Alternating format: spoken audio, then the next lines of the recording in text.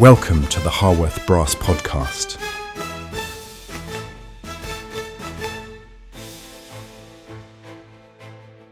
With your host, Pete.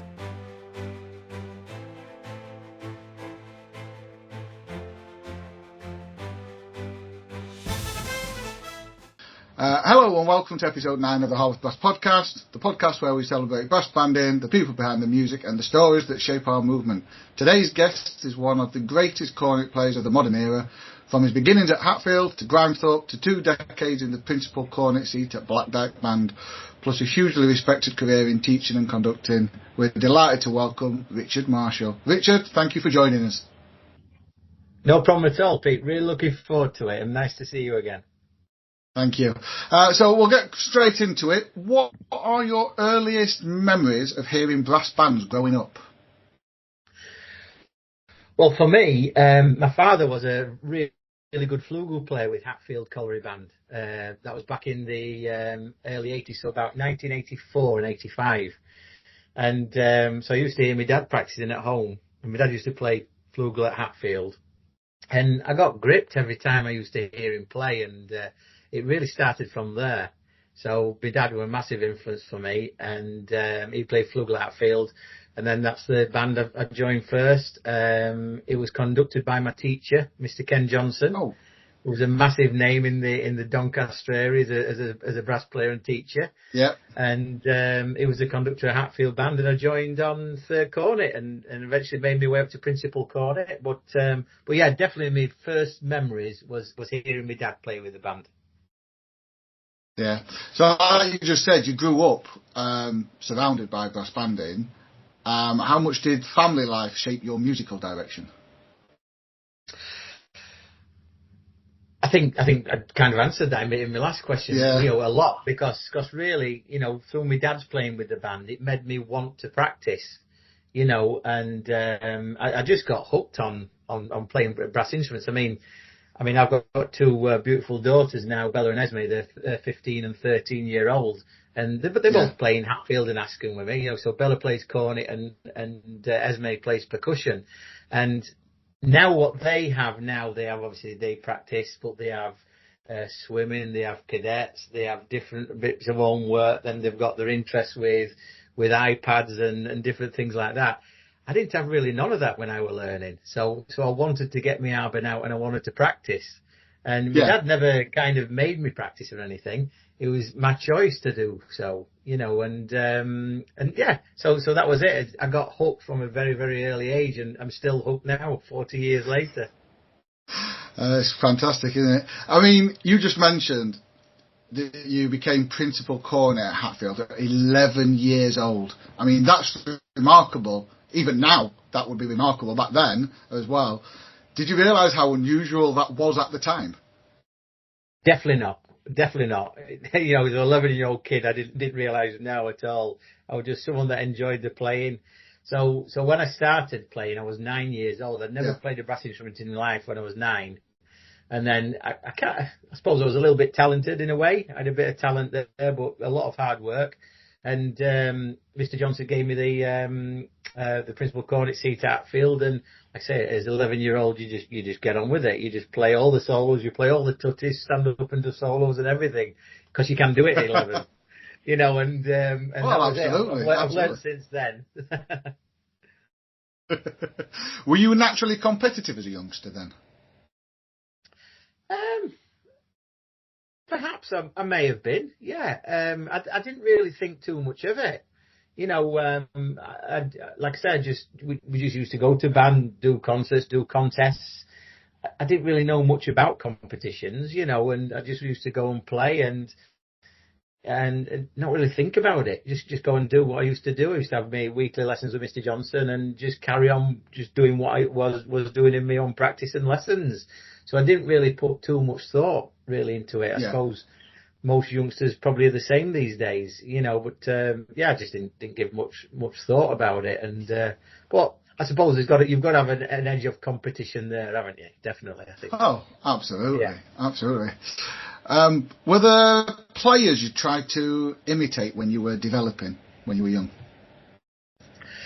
Definitely. I mean, when I started to play, I used to play on cassette. Right, absolutely hours upon end. The world's most beautiful melodies with Philip McCann. Yeah. I always used to play those, and like I said, people who listen back to this podcast and think, "What's a cassette?" You know, but yeah, I used to listen to cassette. Is volume 1 and volume 2 all the time. I used to have Black Dyke stickers on my folders. I used to take to school and everything. And so yeah, Philip McCann was a big idol of mine growing up, listening to. But the player that I always used to admire, and again, this really came through my father, was Jim Shepherd. Okay. Jim Shepherd is the iconic figure for me. He's the greatest of all time. Not only as such a wonderful player, and obviously a wonderful principal cornet player at Black Dyke, and obviously then went on to JSVB and everything like that, and a soloist. But what a great person he was as well. What a great person he was, and that's something I've always tried to emulate myself. Be a very good player, but also be a good person behind it. And so I'd say, yeah, I definitely grew up listening to Philip's recordings, but the one that I probably listen to more of all, and I still listen to now, is Jim Shepherd. Oh, fantastic. Did you always dream of becoming a professional musician, or did that come at a certain point later in life? If I'm to be honest, all I wanted to do was just play. That's all I wanted to do. I went to school like every kid, tried my hardest. I was always middle of the road, but music I always used to excel in. You used to do really well in. The playing side, the theory side, I didn't do so well in. I remember taking I think grade 5 and grade 6 theories. I think the pass mark at the time was 66 out of 100. I think my grade 5 theory I got 67 out of 100. I think my grade 6 theory I got 66, but I passed. So that doesn't really matter. So I passed. So a pass is a pass. It is a pass is a pass, exactly. But I'm just going back to the question again now. Yeah, really, all I wanted to do was play. So I think after I left school, I did think about potentially going in the army as a player, but I was told by some dear friends of mine who were in the army saying, "Look, don't do it. You want to stick to what you're doing." So I did that, and anyway, yeah. So I stuck to what I was doing. I went to college, went to Barnsley College, Bar Green site there, and I did a BA Honours in Band Studies, and which led to an LRSM in Band Mastership. This was all validated by the University of Sheffield, and then from there, I became principal cornet at Grimethorpe, and I started working as a peripatetic teacher for Sheffield Music Service. So I was always involved with playing. So I suppose as a professional job title goes, whether it's a professional musician, I presume it is a professional musician in a way, because it's all associated by playing and things. And obviously then that led on to Black Dyke.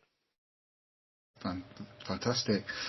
Still staying in the, that era. What was the Yorkshire Brass Band scene like when you were growing up in it?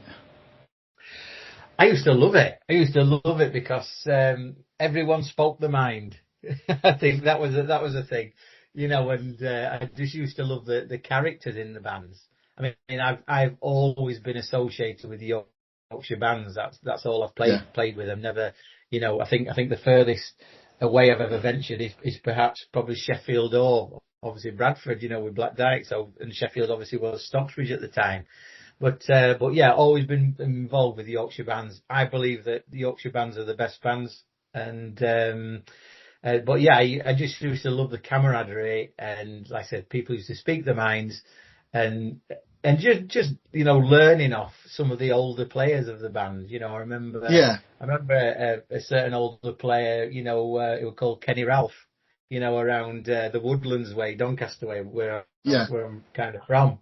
He was massive. He was best friends with Mr. Johnson, so I used to see them both together. But some of the little quirks and sayings he used to come out with have stuck with me today, and it's fantastic. So some of the characters were unbelievable, and I think that's what banding's all about, is camaraderie and the characters that there are. It is. I agree with you with the Yorkshire Brass Band scene as well. I mean, I studied at the University of Huddersfield, 2000 to 2003, and the reason I went there was for the fact of how many championship section brass bands around that area as well. Yeah. And and the camaraderie as well in brass bands is fantastic. I don't really think it's something that you can duplicate sometimes elsewhere. No, and I think, let's face it as well, when you get to the, you mentioned the championship section banding, when you get up to that level, it's not just a hobby, is it? It's a job. It's a job. And I think that's what a lot of people don't understand sometimes. It's the fact that, they go to band twice a week and that's all right. But when you play with the top bands, why are they the top bands? Because they've got good commitment there and everyone's on the same page with it all. They want to do well. But being brought up around that has been brilliant. I agree. Same here. Was there a specific performance or solo piece that gave you your breakthrough moment? My breakthrough moment, right? I remember playing at a slow melody contest, which was held at South Empsall. It was the North of England Championships. Now, I remember that because, where I live now in Skellow in Doncaster, South Empsall's probably 15 minutes away from here. But I became junior solo champion back in 1989. One reason I think I won it because my dad said, if you win today, I'll buy you a mountain bike. Anyway, I won, so I got a mountain bike. I remember that. But I think it was from there that it was only a couple of years after that a conductor approached me, and this conductor was called John Roberts. And John Roberts at the time was conducting at the Wallace Arnold Rothwell Band, which is now the Yorkshire Imperial Rothwell Band.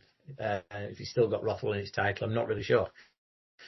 But he wanted me to go in as principal cornet. So that was 1991. I joined them. So that was kind of a massive big break. The slow melody that I won the championships on was Softly Wakes My Heart. I always used to play that one. Used to do really well on that one.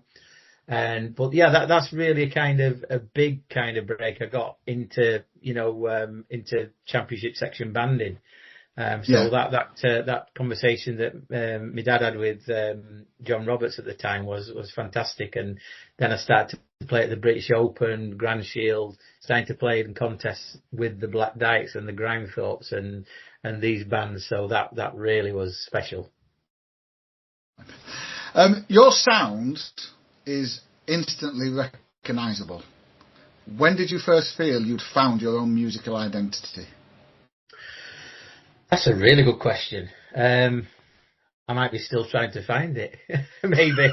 I think what I've always tried to do, certainly in the role of being a principal cornet player, especially at the levels of Grimethorpes and Black Dykes, is you don't really want to try and play just in one style because the pieces that are being written these days throw different styles at you. So it's pointless just playing in one style and just stay in that style all the time. So you've got to be able to throw your hand to maybe a bit of jazz kind of style, classical cornet, a bit of orchestral. They're just three genres really. I used to listen a lot to players. So I mentioned two players earlier, Philip McCann and Jim Shepherd, two fantastic cornet players, two totally different sounding cornet players. So I used to listen to them. I used to listen to Alan Morrison a lot, obviously when Alan was principal cornet at Grimethorpe. Again, terrific player and still is a wonderful player now on soprano at Hammonds. But, as a principal cornet player goes, again, he had a totally different sound to what Philip and Jim had. Throw in Roger Webster there. So they're four players I used to listen to a lot and still listen nowadays at them. David Dawes is another one I used to listen to a lot, obviously from the Salvation Army.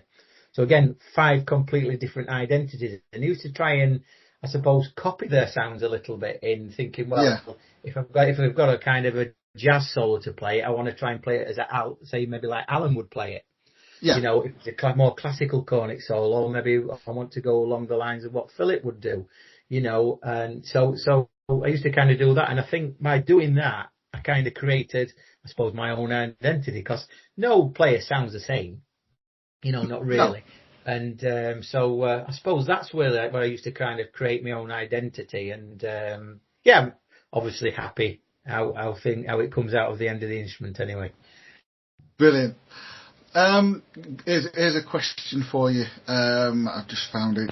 What separates great cornet players from good cornet players? I would say dedication. I think that's one of the words, dedication.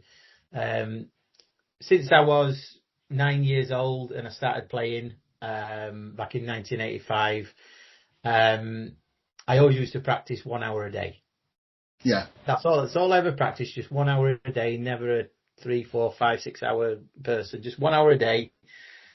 But I never missed. There's one day off a year I used to have, which was Christmas Day. Right, but every single day I used to practice. Every single day I used to do my long notes, my flexibilities, my scales, my range, my studies, everything, every single day. And it was very, very, very rare that I missed. And I was just dedicated to the cause because I loved playing the cornet. I loved it.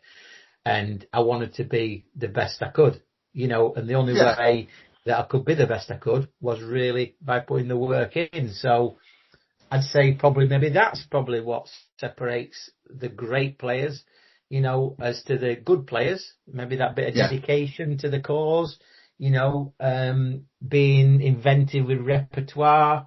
I'm lucky enough to have had quite a few number of, major high profile concertos written for me by Helga Howarth, Martin Ellaby and Edward Gregson as well.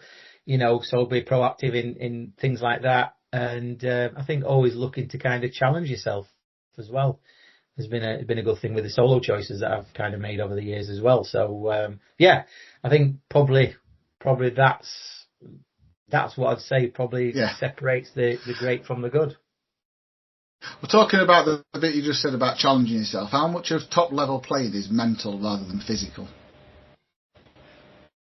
Well, I think if you believe in your own ability, then that's a great way forward. Obviously, you do get these little mental barriers that come along. Whether it's a tough solo you've got to play or whatever it is. So I think you've just got to try and keep yourself fresh mentally as fresh playing wise as well.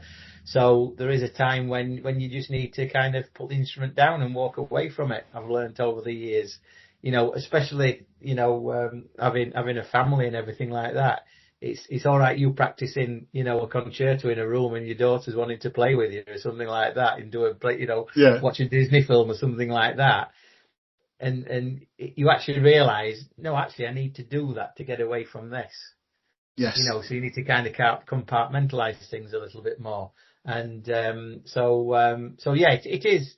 a lot mental, I'd say, as is life, isn't it? Let's face it. Absolutely. We wake up in the morning, worry about paying his mortgage and, worry about what's happening, in the world and different things like this. I suppose when you look at it, brass banding's only a small part of this world, but when it's your job, I think I used to put quite a lot of pressure on myself because I always wanted to play perfect in every single practice I had, every single rehearsal, every single concert, every single contest I did. So I suppose in a way, when I'm looking back at it now, I've retired from high level banding and things, I look back and I think maybe that's something that I could have done better. Maybe not put as much pressure on myself. But that's just, I suppose, the way I was wired and the way I wanted to do it. And it worked for me. And but I do think there are the mental little barriers that occasionally cross our paths. Oh, definitely. You mentioned Elga Howarth earlier. Elga actually famously described you as one of the finest cornet players Britain has produced. How does that praise like that sit with you? Without doubt, Elga Howarth's the finest probably musician and conductor I've ever worked under. I could call him a friend as well, because the times I worked under him at Grimethorpe, you just learnt so much. And I've actually, just to be right here, I've got his C trumpet here. He gave me a C trumpet many years ago. I did a C trumpet concerto with Grimethorpe. Never played it before, and he brought his C trumpet. He said, "Here, play on this, Richard." And I played the trumpet concerto or recorded it.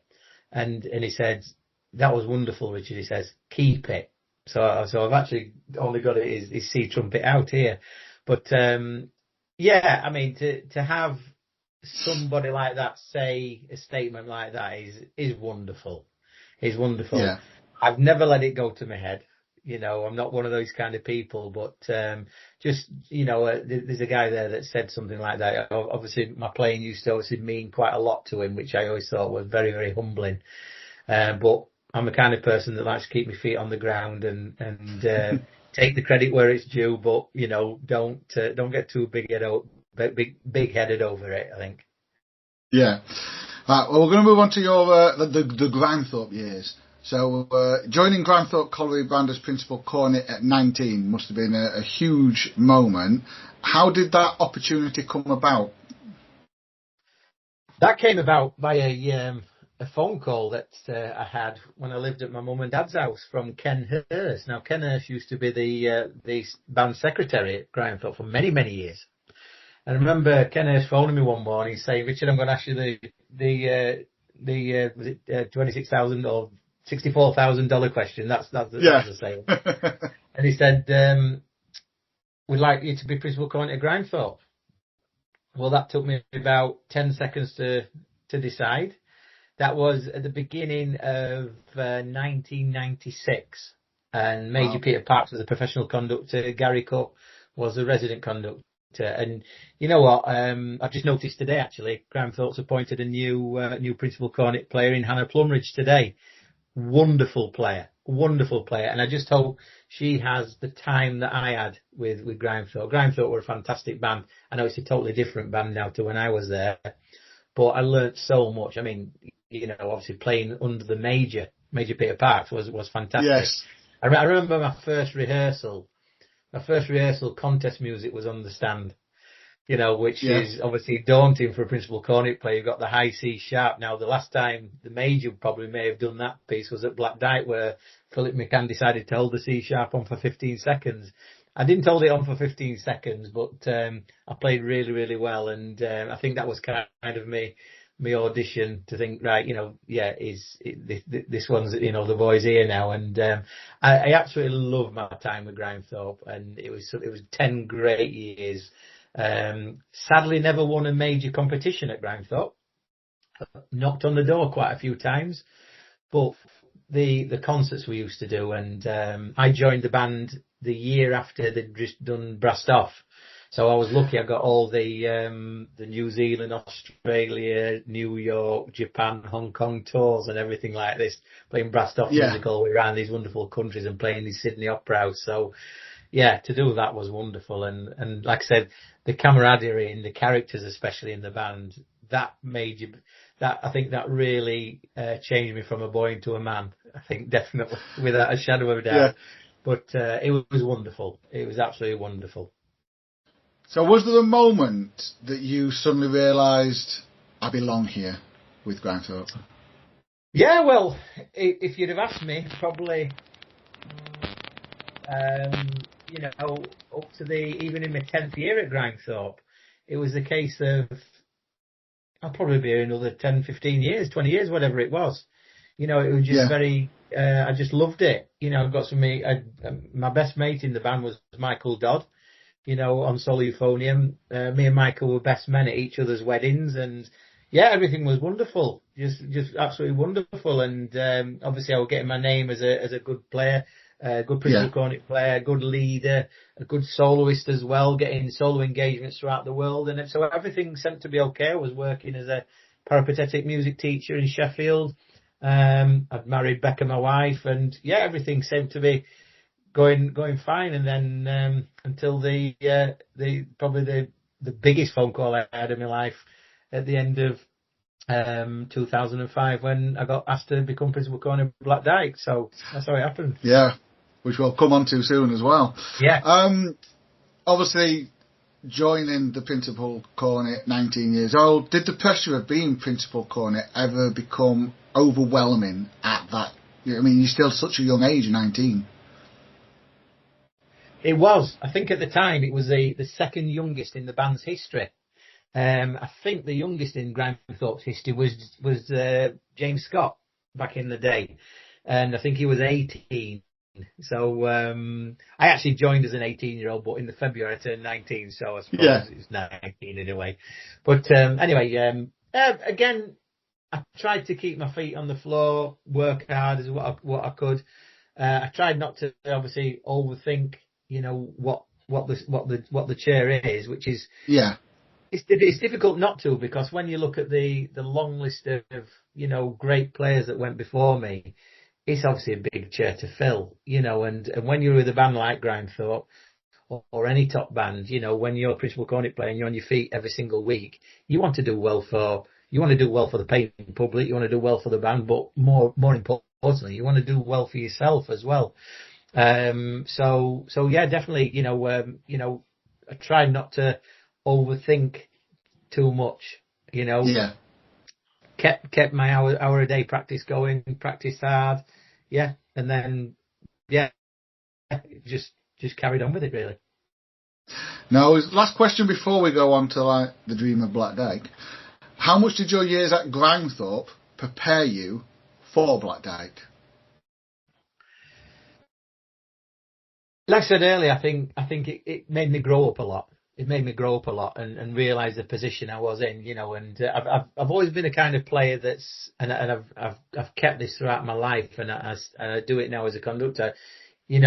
I only comment when I need to, so I've always let my father instilled this little saying into me: always let your playing do your talking, and that's what I always used to do, and I still do to this day, and and obviously when I was at Black Dyke I used to do as well, but so never the kind of principal cornet player that would turn around and tell people off constantly. If they wanted my help or advice, or if I heard that someone wasn't quite right, I would make an opinion about. So it grew me in that confidence level there, as like I say, going from a man to a boy, I suppose, in a way.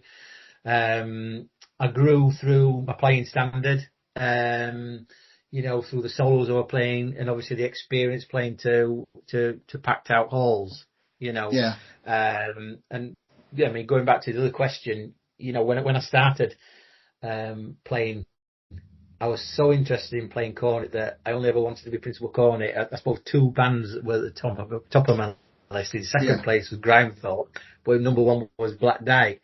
So I dropped Grimethorpe. I thought, I'm not doing too bad here. I'm doing all right, until the phone call came. So yeah. Well, you've previously spoken about visiting Black Dyke band room as a child with your dad, and obviously dreaming about sitting in that principal cornet seat. What do you remember about those visits as a child? That was wonderful, because I think my dad, when he could drive, at the time, he drove me through to Queensbury, and they used to have the shop at the bottom of the band room. And I don't know if you've ever been up to Black Dyke's band room, but walked in the shop, and anyway, my dad just said to the person at the shop, saying, we're here to see the band room. Is it possible we could go? So he said, actually, there's a few members of the band upstairs. Anyway, we went upstairs, and my dad poked his head round there used to be a curtain in the old band room, and poked his head round the curtain. There's a couple of band members there. I said, I've just brought my son up, and he said, bring him in. Come in. What instrument do you play? And in fact, the two players were Norman Christie, who was a rep player at the time at Black Dyke, and Martin Newsom, Roy Newsom's son, on bass trombone. They were the two players. And they said, what do you play? I said, I've just started playing cornet. Oh, brilliant. Come and sit in this chair here. If you want to be a cornet player, this is the chair. So I remember sitting in the chair and seeing the stand, seeing Jim Shepherd, Maurice Murphy, Willie Lang, Philip McCann's name in it, just there thinking, wow, and seeing the flags around the band room was brilliant. And remember, they gave me some Black Dyke stickers, which I stuck on my school folders. So people at school must have thought I was quite sad walking around with Black Dyke stickers, but I thought it was cool anyway. And they gave me some fabric, actual Black Dyke badges, which I've got in my loft somewhere. And that was just brilliant. And I think from that day, it was always a case of, my dad said, if there's one chair you want to aim for as a player, Richard, he said, that's the one, and I think it was always at the back of my mind thinking Black Dyke principal cornet chair, which it is, let's be honest, it's it's the pinnacle of any cornet players. You know, if you want to be a cornet player and if you want to be a principal cornet player, that's the seat you want to be aiming towards. So a big history a little bit behind that seat, isn't there, as well? Oh, so much. So much history. So much, yeah. Yeah. But, I mean, obviously the principal cornet chair at Black Dyke is probably the most iconic seat in banding. You know, why does it carry such weight, do you think? Well, I think one thing is that probably arguably, I'd say, the greatest cornet players have sat there. You know, I mean, I've just mentioned Maurice Murphy, Willie Lang, you know, Philip McCann, Roger Webster, Jim Shepherd, you know, those iconic names have sat there.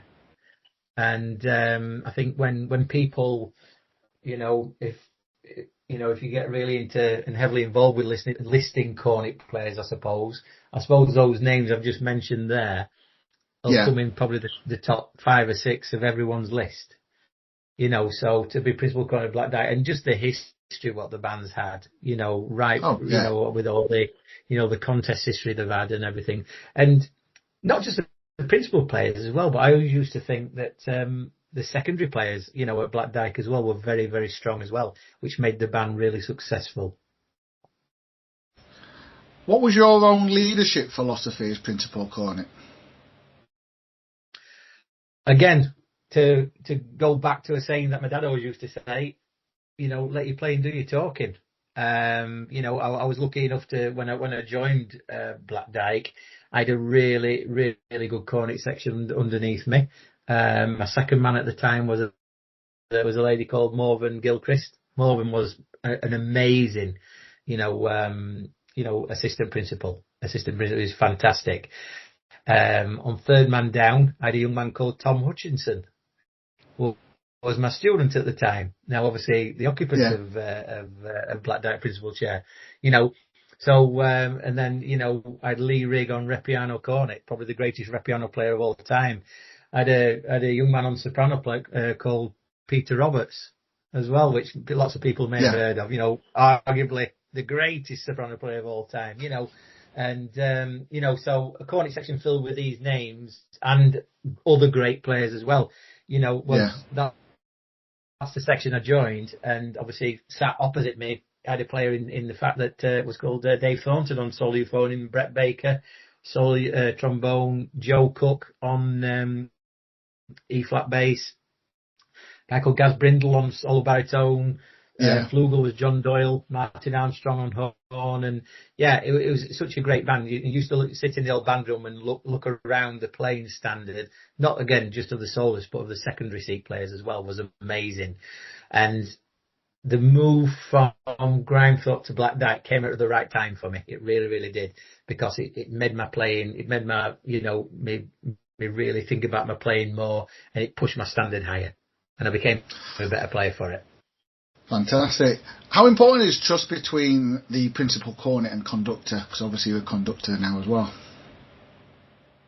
Can you just repeat the question again, sorry? Yeah, how important is trust between the principal cornet and the conductor? Trust, right, yeah, definitely. I can put my hands, it's all in my heart that every conductor I've ever worked with, I've had the utmost respect for, and I've trusted them no end, you know, and that really goes right the way back. And it goes back to because my first conductor was my teacher, Mr. Johnson. Yeah. You know, and that's how it should be. That's how it should be in every single band. You know, you should listen to one voice only. That's the conductor's voice. Unfortunately, banding these days, you have too many voices, depending, no matter what standard band you are. You know, there's too many voices sometimes. But, you know, it's the man in the middle that, or the lady in the middle that, you know, that makes the decisions and that. So I think that trust's been great. And I've got to, you know, say that, you know, over the 20 years I had at Black Dyke, the relationship I had with Nicholas Childs and the trust we had was fantastic. Yeah, really, really good. Right up until the day I retired. So last question of part one. If you could speak to your younger self walking into the Black Dyke band room for the first time, what would you tell him? Oh, I'd have probably got more stickers. No, that's a great question. I don't think I'd change anything, because I think what I've done my life as a player. Yeah. I did my apprenticeship as a principal cornet player, right from Hatfield band, who were in the third section, all the way up to championship section. I worked my way up. I didn't jump in straight to a top seat in a band that quite a lot of people do these days, and then the last 2 months, and then they wonder what's happened. So I've played principal cornet since I was age 11, and I finished when I was playing principal cornet when I was 49. So that's 38 years, being on the end. But that started right from the third section, and like I said, did my apprenticeship. So I'm happy what I did. I'm really, really happy what I did. I can look back with my career with fondness and just, loved every minute of it. Brilliant. Well, thank you for that. That's the end of part 1, everybody. Join us again soon for part 2.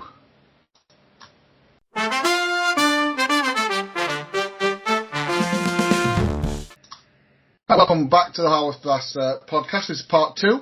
We're going to talk about Richard's final years at Black Dyke, the decision to leave the principal cornet chair after 2 decades, his move into conducting, and also his fantastic appearance as guest soloist with Harworth Brass at Retford Town Hall in 2024.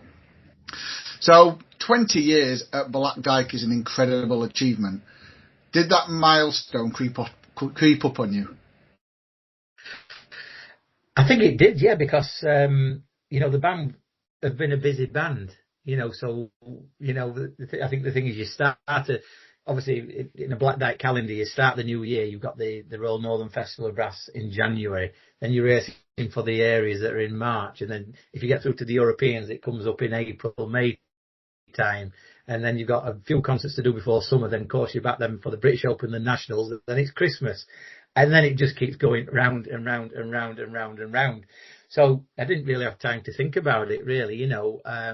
I never had a number in my mind, of how many years I want to do it. I just wanted to do the best job I possibly can, and put my stamp of authority in the history of the seat, obviously, at Black Dyke. So the amount of years did creep up on me, and I suppose I did like a video blog with Nick Childs, the last month before I left the band, and some of the questions actually said, "Do you realise that you've done over, over 100 recordings and different things like this, and then over 1,000 concerts, and and it's like, really, and it's really? Very surprising." So it's great, and obviously to go down in history as being, the longest serving principal cornet in Black Dyke's history is just an amazing accolade to have. Absolutely incredible. I mean, winning nationals, British Opens and European titles becomes expected at Black Dyke. How difficult is it to maintain that standard year after year? Again, I suppose it's the diligence you put on yourself, and you're lucky again at a Black Dyke rehearsal. I think one thing that's remarkable apart from the playing standard is the fact that the commitment that everybody does. It's very, very, very rare that you see empty seats at a Black Dyke rehearsal. Very, very rare. And I think that plays a massive, massive part, because you just expect that everyone's going to be there, so everyone's there at the concert. So the depth you used to get in, at concerts and things was absolutely minimal. So when you get to play as a band consistently like that, it just becomes fantastic. And then, I mean, I was lucky enough that throughout my 20 years at Black Dyke, I think I won the Nationals four times. I think it was, 4 times, 2 British Opens and 2 Europeans, which is really good. Incredible. Some people win a lot more. I think banding, especially in those 20 years, any top band could win a contest. I think back in probably the 70s and 80s, Black Dyke really stood out as being like the band to beat. But you've got your bands like Corey, Brighouse, Foden's, Black Dyke. They're probably, 4 of the top British bands now. And then you've got obviously European bands as well that play at the European Championship from Norway and Switzerland who were incredibly good. So that only pushes your standard higher as well, doesn't it? So I think to win a brass band championship now is very, very difficult. It's very, very difficult. And other bands are improving as well around it, which is only good for the movement though, isn't it? Oh, absolutely, yeah. I mean, you just mentioned obviously you was in 20 years in that band. Did your role within the band evolve over those 20 years? You're going to have to say that again, sorry. Did your role within the band evolve over those 20 years? Definitely. Yeah, definitely. Like I said, I've always put so much kind of diligent work into my playing and everything like that. But I made it the role wasn't just about me playing well. I wanted to represent the band. So when I toured abroad, say as a soloist in Australia, New Zealand, Japan, or wherever I went, I always carried the name of Black Dyke really high with me. And I think that was always one of the biggest things that I wanted to do myself, because I knew how iconic the seat was. And I just knew how I had to treat the seat and the names that had predecessed before me. And I just wanted to carry on, with that legacy of what it's all about to be principal cornet of Black Dyke, and I've got to say, I think I did it successfully. I carried it out to the best of my ability. I also carried it about, being a good person as well, because, it's, as I said earlier, I don't think, it's great being a great player, but I think you've got to have a great personality behind it, and know you're a good player, but you don't need to shout on the rooftops about it. So it did evolve me. It did make me a more wider musician in some of the repertoire, some of the composers we were playing for, and people were writing pieces for us. Some of the test pieces, obviously, that expanded the range of the cornet. So it wasn't like just nice simple melody in a contest piece. Now you're talking, this could be a piece that you had to play at maybe 170 beats per minute, so your technique had to be really good. So, it definitely did evolve me as a player, definitely. Yeah, maybe a little bit of a strange question here, but were there any periods where you thought about stepping away earlier in those 20 years? No, definitely not. No, definitely not. I can totally say, no, definitely. What kept you motivated then to continue? I think what kept me motivated is, I just, again, it seems a bit ironic I keep coming back to this, but I just used to love playing. I just used to really, really love playing, and, being sat in the best seat, I just wanted to do it all the time. And, I suppose having a family, I wanted my family to be proud of me, what I did. I wanted my mum and dad to be really, really proud of me as well, what I did as a player. But obviously, whilst I was at Black Dyke as well, my teaching developed as well. So, I used to obviously teach quite a lot of people, and made a lot of people into fantastic players as well. So I wanted to keep ahead of my game, so I could be probably one step ahead of them as well.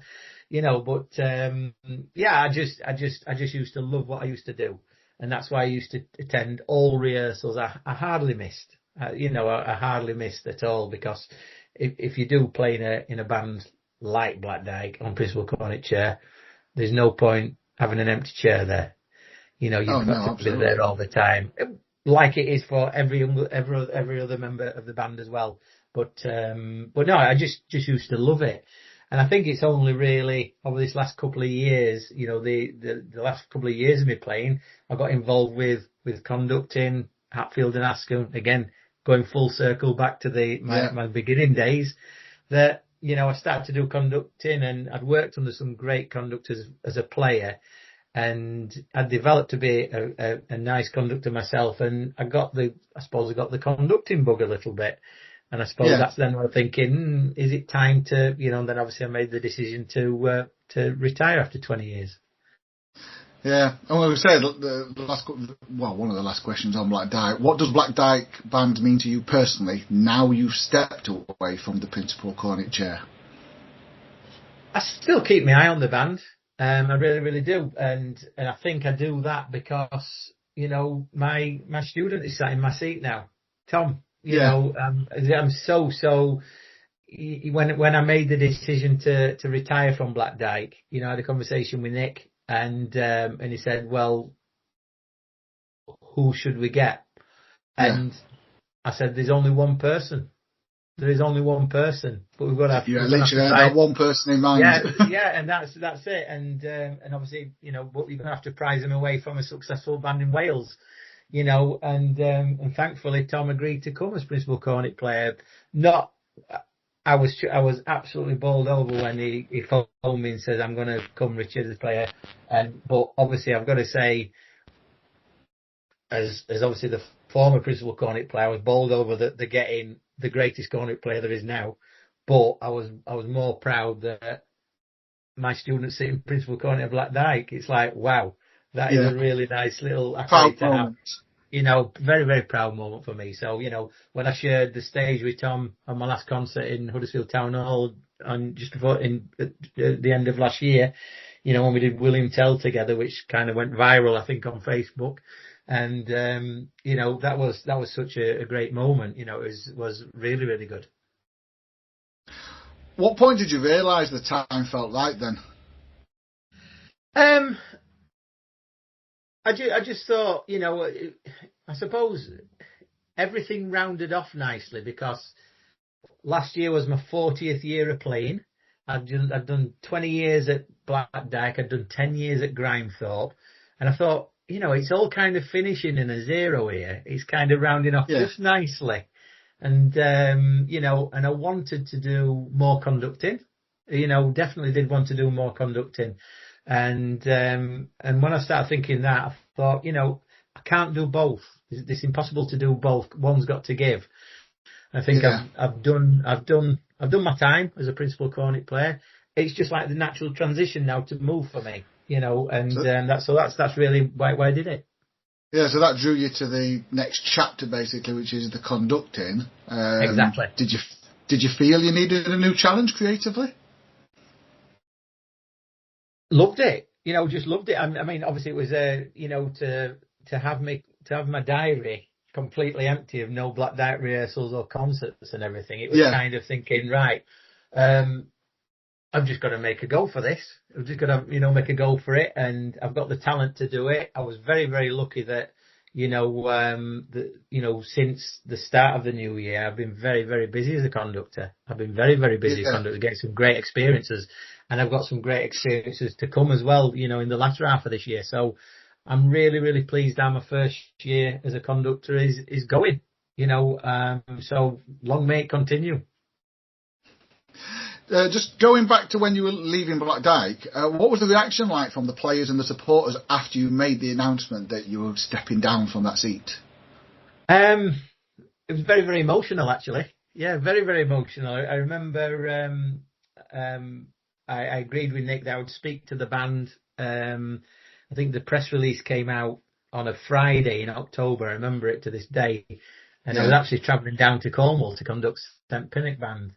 And my phone was red hot that day in the car. But I announced it to the band the night before on the Thursday. We had a recording session in Denshaw Village Hall. Becca, my wife, came with me because she's been a great, support, throughout my Black Dyke years. She played with the band for 4 years as well, which is great.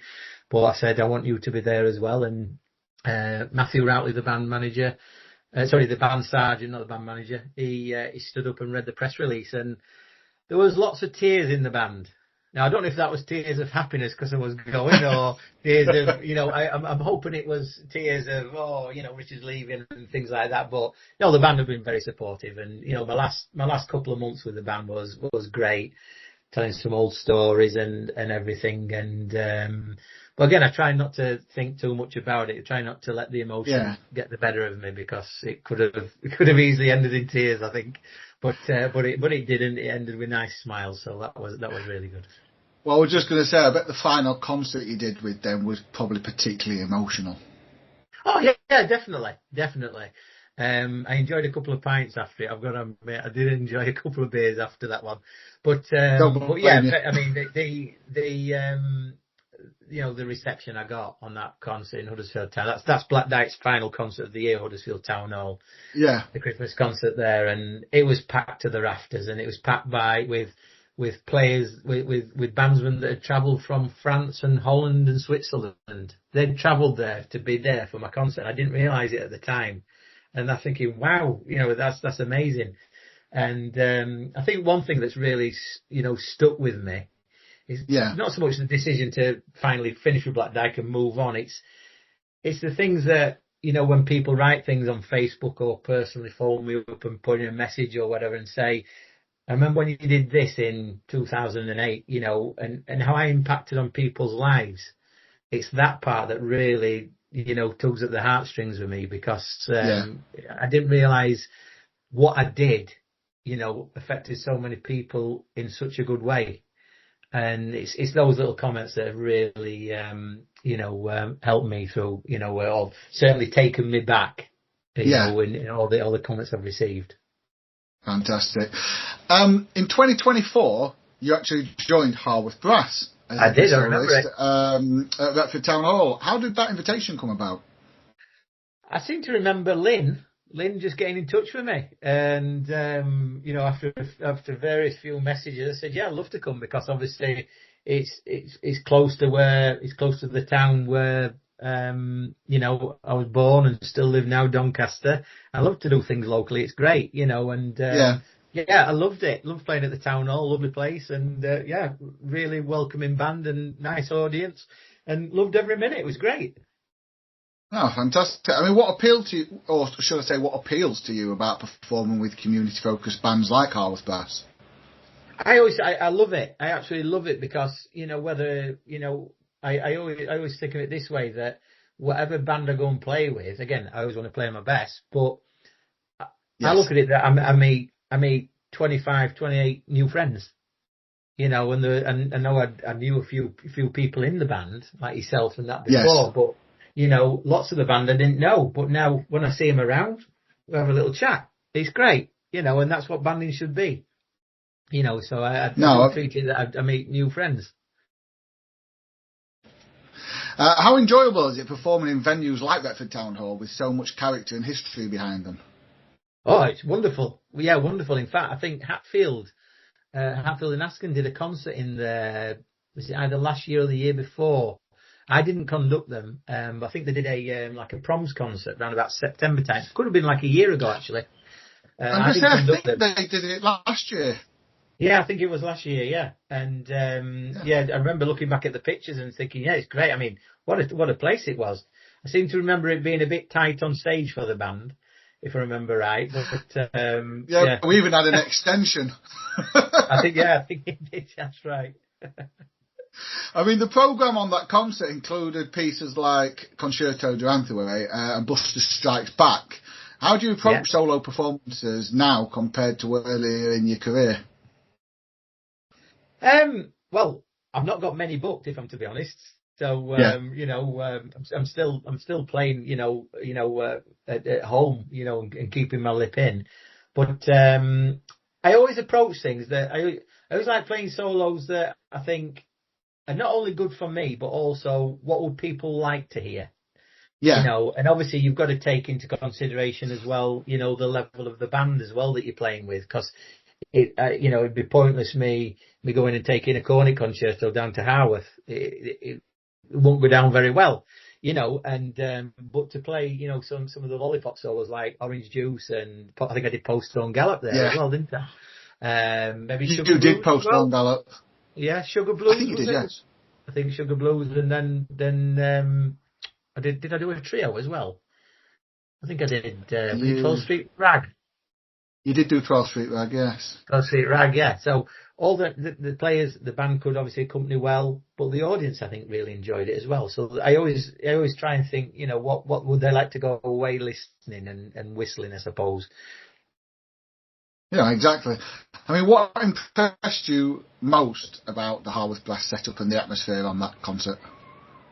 Again, it was all a welcoming band. It was a really, really welcoming band. Again, there's a bit of humour in the rehearsal room when I think I came up. Was it the week before the concert or the Thursday before the concert? Or something like a couple of rehearsals. Couple of rehearsals, yeah. And I came up and did that. Yeah, loved every minute, and it kind of took me back to my early days. Being when I was at Hatfield and that kind of camaraderie there was and characters and that. And it was great, and I loved every minute. Yeah, I mean, how important are concerts like these for inspiring young players in the audience? Well, of course, if I think anything that we can get to inspire, youngsters, I mean, I'm lucky. I said about my two daughters, Bella and Esme, earlier. They love going to Hatfield and Askern and playing. They love it, and we just need more young players coming through if we can get them, and sadly there's more important, well, they think there's more important things happening in the world, whether it's iPads and different things like this these days, rather than opening a tutor book and practicing, maybe. But I think that's just the what the world is today. But I think anything to get youngsters involved is fantastic. I mean, we're actually starting a training band. Fantastic. Great. Yeah, how many members have you got? It's not started yet. So we're in the process of going. So we're going round the local schools and everything to see what interest we can get. But we've got counsellors on our side and everything. So we've got some funding for the training band now. We're not calling it a youth band because it's open to anybody, players who might be a lot older, who've not picked up an instrument for the last decade or something, to come in, get a lip back in, and then join the senior band later on. Yeah, that's absolutely fantastic, and I wish you all the best of luck with that. Yeah, absolutely brilliant. Yeah, it's way forward. Thank you very much. Well done. Here's a question for you. Would you like to work with Harworth Brass again in the future? Of course I would. Yeah, I'd love to come back and work with the band. Yeah, no problem at all. Obviously, you might be able to see me in a different disguise as a conductor this time as well. It'd be good to do. Oh, no, absolutely. Well, actually, I've got a committee meeting coming up in a few days, so I'll mention it. Why not? Why not, indeed. Do you enjoy these more intimate concert settings differently compared to those major contest stages? You probably feel in some ways maybe a bit more relaxed.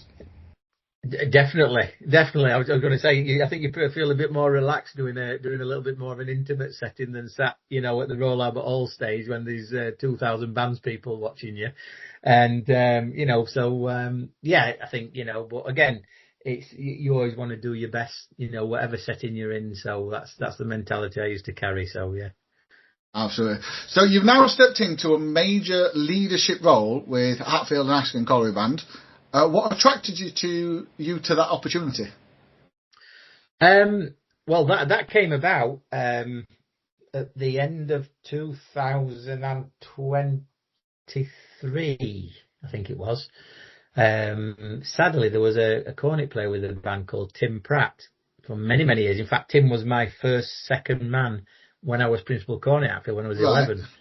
And he stayed with Hatfield for all those years. Incredible player and great guy. Unfortunately, he passed away, and they did like a memorial concert, and I went along and did some solos with him. And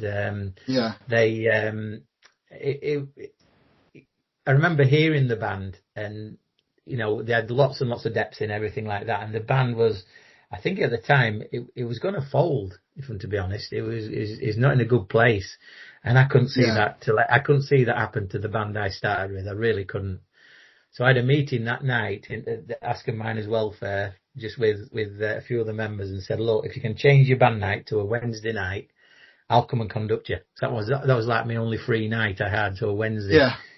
It's literally 7 minutes from my front door, and so they changed the band night, and we've never looked back since. And obviously this year's been brilliant.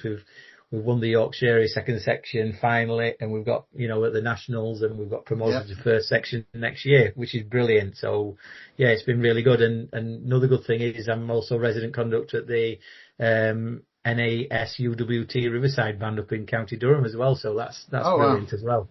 Yeah. I would say, what a lovely full circle moment though for you, going back to where it all began. Definitely. Yeah, without shadow of a doubt. And again, that's it. I could not let a band that had gave me my first cornet just just go into the wilderness. Really, I wanted to do something about it, and we've got a great ethos. We've got a great, again, mention this word camaraderie around the band, around the stand. It's wonderful. Yeah. It really, really is good. How different is your mindset standing in front of the band instead of leading it from within? I suppose I'm worrying about everything else that's happening in front of me now, rather than just worrying about my part, and there's one thing being a conductor, I don't split as many notes this time, which is good. I didn't used to split that many anyway, so there we go. But yeah, I suppose score preparations taking more time, whereas, that's overtaking what would be my practice time. Yeah. And so preparing, I'm always prepared as I was as a player. And it's definitely improving me as a person and a conductor as well, because again, orally it's improving me knowledge-wise of scores, beat patterns, different things like this. It's all, I suppose, still a relatively new world, but I'm adapting to it really, really well, I feel. So yeah, me compartmentalised from player to conductor now. So I'm happy. It's quite weird actually, because I'm actually going down a similar route. Yes. Obviously, we know my sister is the musical director. Yeah. I'm now the assistant musical director, and I've got into conducting. In fact, I've done quite a lot of conducting over the last year with them. Brilliant. And I've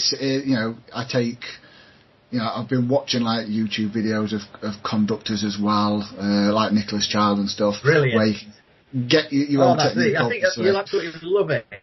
But I'm thoroughly enjoying it, and I've actually got my first concert on the at Mizzen on the 31st of this month. It's my first official one that I'm taking the entire concert.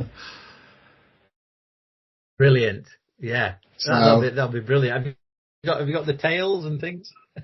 So I've got the suits and stuff. Problem is, I've lost quite a bit of weight recently, so my three-piece suits, the jackets and stuff just hang off me at the moment, so I think I need to get some new clothes. Yeah.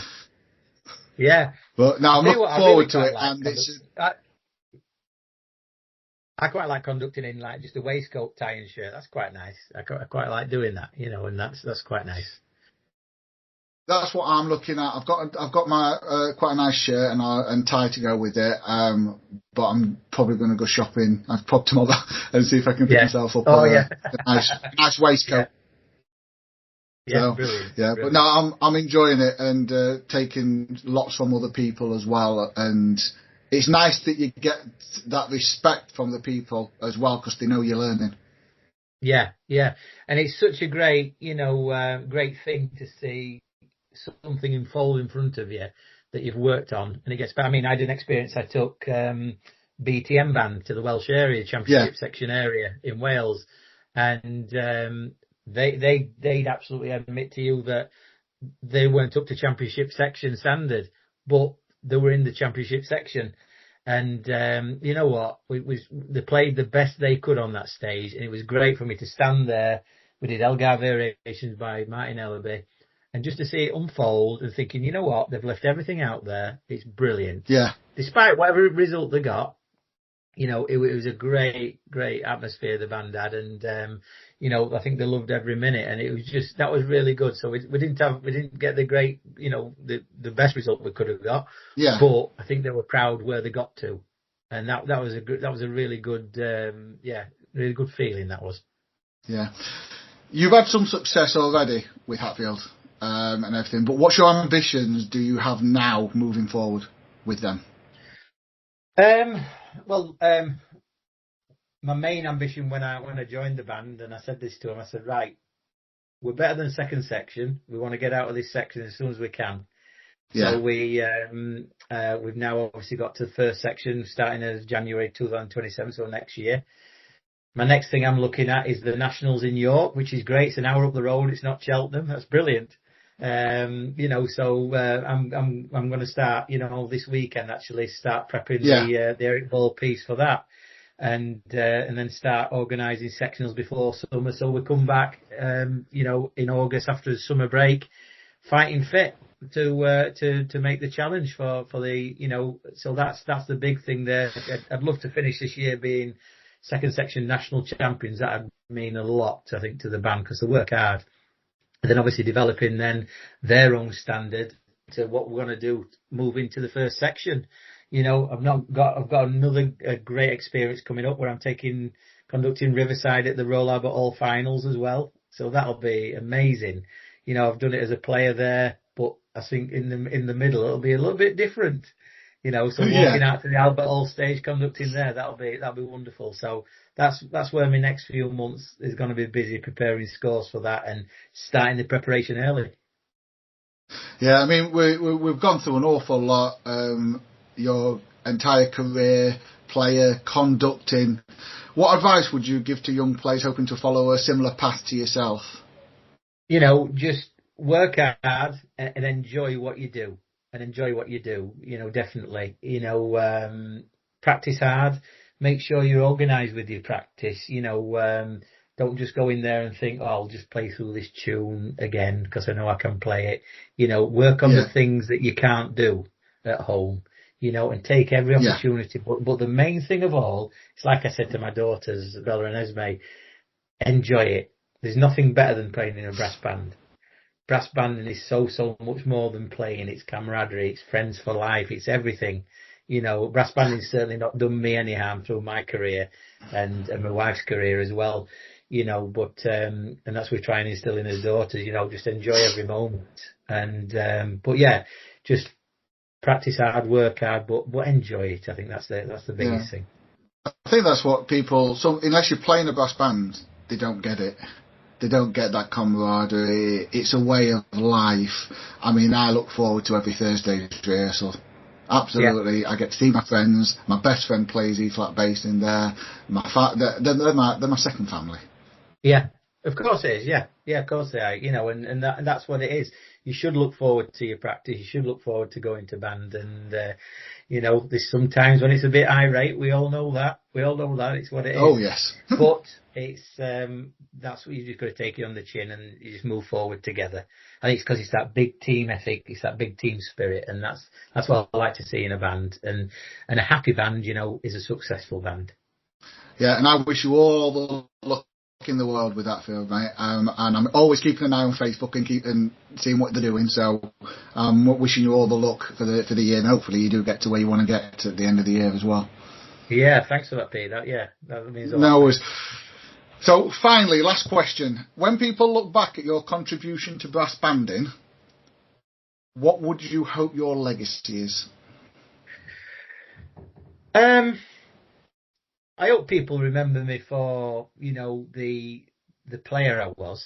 You know, I think they do. You know, and player that I still am as well. You know, I'm not too bad. You know, I'm not too bad. And but I also like it when they say, you know, not only a great player, but he's a really nice person as well. So approachable. You know, not big-headed whatsoever. And I think that speaks thousands. You know, it really, really does for that. So yeah, being known for a good player, but also being known as a genuinely good person as well. Fantastic. Well, Richard, thank you so much for joining me on the Harworth Brass Podcast. It's been fascinating hearing about your journey from Hatfield to Grimethorpe, Black Dyke, teaching, conducting, and now this very exciting next chapter of conducting, which I said I wish you the luck in the world. Thank you to everyone for listening. Don't forget to subscribe, follow Harworth Brass online, and we'll see you next time on the Harworth Brass Podcast.